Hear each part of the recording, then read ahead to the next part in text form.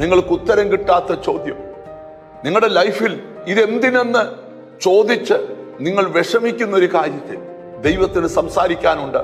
ഇതൊരു ദൈവപ്രവൃത്തിക്ക് വേണ്ടിയാണ്.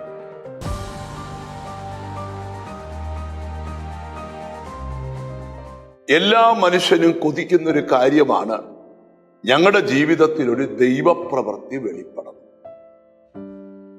എന്തുകൊണ്ടാണ് എൻ്റെ ജീവിതത്തിൽ ഇങ്ങനെ വന്നത്, എന്തുകൊണ്ടാണ് എൻ്റെ ജീവിതം ഇങ്ങനെയായി പോയത് എന്ന ചോദ്യചിഹ്നമുണ്ടെങ്കിൽ നമ്മുടെ വാഴ്ത്തപ്പെട്ട കർത്താവിന്റെ ഈ ഭൂമിയിലെ ശുശ്രൂഷയിൽ ഒരു കൂട്ടർ കർത്താവിനോട് ചോദ്യം ചോദിച്ചു. ഒരു കുരുടനായ മനുഷ്യനെ മുമ്പിൽ കണ്ടപ്പോ അവന് ചോദിച്ചു, കർത്താവേ, ഇവനിങ്ങനെ പിറക്കുവാൻ കാരണം ഇവനോ ഇവന്റെ മാതാപിതാക്കളോ പാപം ചെയ്തതാണോ?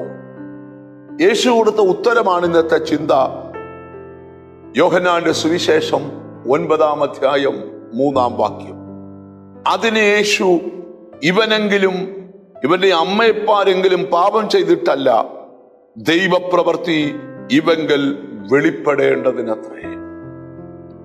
ഇവന്റെ പാപമല്ല, ഇവന്റെ മാതാപിതാക്കളുടെ പാപമല്ല, മറിച്ച് ഇവങ്കൽ ഒരു ദൈവപ്രവൃത്തി വെളിപ്പെടേണ്ടതിനത്രേ. ഈ വചന വെളിപ്പാട് നിന്നുകൊണ്ട് പരിശുദ്ധാത്മാവ് നിങ്ങളോട് സംസാരിക്കുകയാണ്. നിങ്ങളുടെ ജീവിതത്തിൽ ഉത്തരം കിട്ടാത്ത ചില ചോദ്യങ്ങൾക്ക് പിമ്പിൽ മറഞ്ഞു കിടക്കുന്ന ഒരു ദൈവപ്രവൃത്തിയുണ്ട്. ഞാനിപ്പോ നിൽക്കുന്നത് കോട്ടയത്താണ്.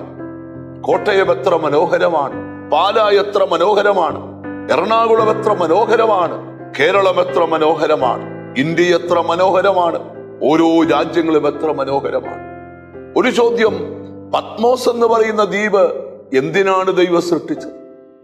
എന്തിനാണ് ദൈവം അങ്ങനെ ഒരു ദ്വീപ് ഉണ്ടാക്കിയത്? തടവുകാർ പറയും, ഞങ്ങളുടെ ജീവിതത്തിന്റെ അന്ത്യം പത്മോസിലാണ്. അവരെല്ലാം തങ്ങളുടെ ജീവിതം ശപിച്ച് ശപിച്ച് പത്മോസിൽ മരിച്ചു മൺമറഞ്ഞപ്പം യോഹന്നാൻ അപ്പോസ്തലനോട് ചോദിച്ചു, പത്മോസ് എന്തിനാന്ന് ചോദിച്ച ഉത്തരം, ഭാവി കാലങ്ങളുടെ ദർശനങ്ങൾ കൈമാറാൻ ദൈവം ഒരുക്കി വെച്ച സ്ഥലമാണ് പത്മോസ്. നിങ്ങളോട് ദൈവത്തിന് സംസാരിക്കാനുണ്ട്. നിങ്ങൾക്ക് ഉത്തരം കിട്ടാത്ത ചോദ്യം, നിങ്ങളുടെ ലൈഫിൽ ഇതെന്തിനെന്ന് ചോദിച്ച് നിങ്ങൾ വിഷമിക്കുന്ന ഒരു കാര്യത്തിൽ ദൈവത്തിന് സംസാരിക്കാനുണ്ട്. ഇതൊരു ദൈവപ്രവൃത്തിക്ക് വേണ്ടിയാണ്. നിന്റെ തോൽവി ഒരു ദൈവപ്രവൃത്തിക്ക് വേണ്ടിയാണ്. നിന്റെ ചില കഴിവുകേടുകൾ ഒരു ദൈവപ്രവൃത്തിക്ക് വേണ്ടിയാണ്. മോശയെ ഒത്തിരി മിടുക്കന്മാരുണ്ടായിട്ടും വിക്കനായ നിന്നെ കൊണ്ട് 40 ലക്ഷത്തെ വിടുവിച്ചെടുത്തെങ്കിൽ നീ വിക്കനായതിന്റെ പിമ്പിലും ദൈവത്തിന് ഉദ്ദേശമുണ്ട്. നഷ്ടങ്ങളുടെ നടുവിലും കഷ്ടങ്ങളുടെ നടുവിലും പറയണം, ഒരു ദൈവപ്രവൃത്തി വെളിപ്പെടാനുണ്ട്. ഞാനിന്ന് പ്രാർത്ഥിക്കുന്ന നിങ്ങളോടൊരു ആത്മീക സന്ദേശം പറയാം. നിങ്ങളുടെ ജീവിതം ഒരു ദൈവപ്രവൃത്തിയിലേക്ക് മാറ്റപ്പെടാൻ പോവാം. നമുക്കൊന്നിച്ച് പ്രാർത്ഥിക്കാം. എന്നോട് ചേർന്ന് പ്രാർത്ഥിക്കുന്ന മക്കൾക്ക് ഒന്നിച്ച് പ്രാർത്ഥനയിൽ നമുക്ക് നിൽക്കാം. പരിശുദ്ധനായ ദൈവമേ, സ്വർഗസ്ഥ പിതാവേ, ഉത്തരം കിട്ടാത്ത ധാരാളം ചോദ്യങ്ങൾ ഞങ്ങളുടെ മുമ്പിലുണ്ട്.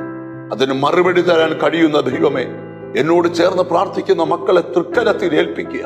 അവരുടെ ജീവിതം ഒരു ദൈവപ്രവൃത്തിയിൽ എത്തിക്കണം.